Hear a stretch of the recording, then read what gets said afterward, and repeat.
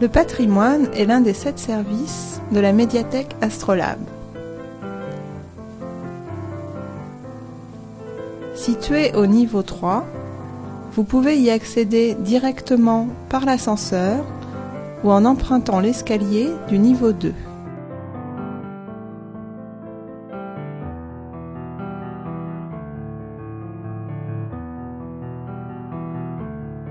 Le service patrimoine a pour mission de conserver le fonds ancien de la médiathèque, c'est-à-dire une collection de livres datant du Moyen-Âge au début du XXe siècle, ainsi qu'un ensemble de documents sur la Seine-et-Marne appelés fonds local. Pour une conservation optimale des documents, la température de l'air du magasin doit être maintenue à 18 degrés Celsius et son taux d'humidité relative ne doit pas dépasser 55%. En effet, les principaux ennemis des collections sont l'humidité et la chaleur. De même, un dépoussiérage régulier freine l'action corrosive de la poussière sur les documents. La restauration, autre mission fondamentale du service patrimoine, vient compléter les actions de conservation. Les documents les plus abîmés sont confiés à des restaurateurs professionnels. Il ne s'agit pas de redonner au document un aspect originel, mais de le consolider pour qu'il puisse continuer à traverser les siècles.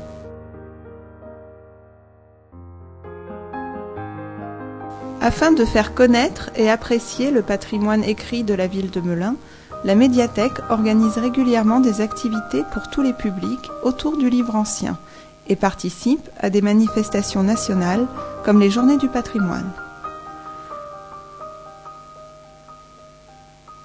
Le service patrimoine dispose d'une vitrine climatisée où sont exposés des ouvrages patrimoniaux ou des documents provenant des archives de Melun, situées également à l'Astrolabe.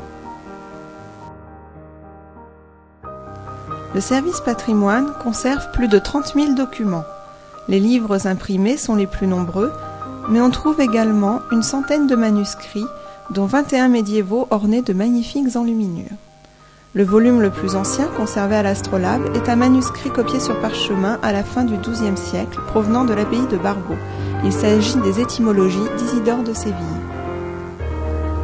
Le service patrimoine conserve également de nombreux documents graphiques, comme des cartes et des plans, des cartes postales, des gravures et des photographies.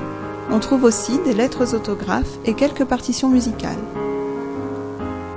Les ouvrages les plus anciens conservés à l'Astrolabe proviennent des confiscations révolutionnaires. En 1790, l'Assemblée constituante décide de prendre possession des bibliothèques monastiques et de celles de certains nobles ayant quitté le pays afin de les mettre à la disposition de tous les citoyens. La Bibliothèque nationale de Melun et du département est créée en 1795 dans le quartier Saint-Ambroise. Elle est composée d'ouvrages confisqués aux familles émigrées des environs, aux abbayes voisines comme celle de Barbeau, du Jard ou du Lys, mais aussi aux communautés religieuses locales comme celle des bénédictins de l'abbaye des Saints-Pères, des Carmes, des Capucins, des Récollets et des frères des écoles chrétiennes. En 1802, la bibliothèque se déplace dans l'hôtel de ville, se dote d'un bibliothécaire et devient la bibliothèque publique de Melun. Tout au long du XIXe siècle, les collections s'accroissent par des achats réguliers, mais aussi à l'aide de dons de l'État et de particuliers.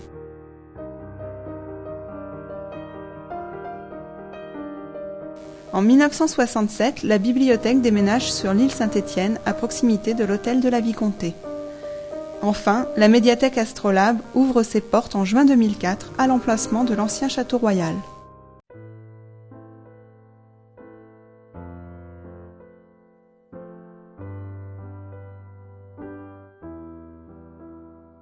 Tous les livres, cartes, plans, estampes conservés en magasin peuvent être consultés. Ils sont communiqués aux lecteurs en salle de consultation sur simple présentation de la carte AstroPass, délivrée gratuitement sur place, ou de la carte de prêt.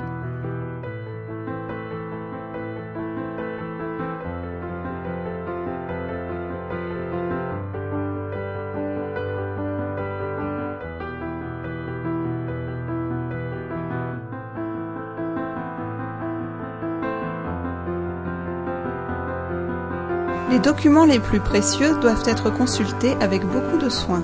Le port de gants de coton est obligatoire et le stylo à encre interdit. En salle de consultation, vous pouvez aussi tout à fait librement consulter de nombreux ouvrages de référence sur l'histoire du livre et la bibliophilie, mais aussi sur Melun et sa région.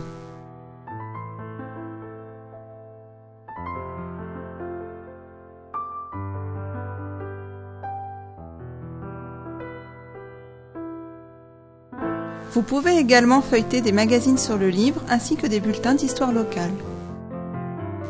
2 postes informatiques sont à votre disposition pour effectuer des recherches dans le catalogue informatisé, découvrir des ouvrages numérisés et admirer des expositions virtuelles.